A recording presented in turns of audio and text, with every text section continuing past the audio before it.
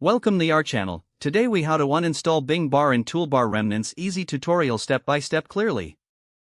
To uninstall Bing bar and any remaining toolbar remnants, start by closing all open browser windows. Open the control panel on your computer. Choose Programs or Programs and Features, depending on your version of Windows. In the list of installed programs, look for Bing bar. Select Bing bar. After uninstalling, check for any leftover files or folders.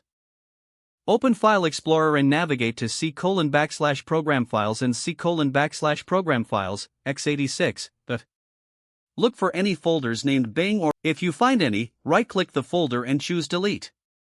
Next, open your web browser. Access the Browser Settings or Extensions menu. Look for any installed extensions related to the Bing toolbar. If found, remove or disable these extensions.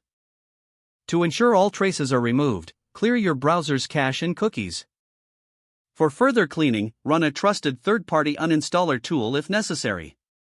Finally, restart your computer to ensure all changes take effect. Your system should now be free of the Bing bar and toolbar remnants. If the page does not load, refresh the browser or try again in a private or incognito window. Make sure you are using the correct email address, then retype it carefully to avoid small typos. If your password is not accepted, use the reset option and create a new strong password you can remember. Check your spam folder for verification or security emails, then complete any requested confirmation steps. Enable two-factor authentication if available to improve account security and reduce unauthorized access risk. After signing in, review your profile details so your contact information and settings are accurate and current. If you see an error message, note it down and try again after restarting your device and internet connection. Log out when you finish, especially on shared devices, to keep your account and payment information secure. If the page does not load, refresh the browser or try again in a private or incognito window. Make sure you are using the correct email address, then retype it carefully to avoid small typos.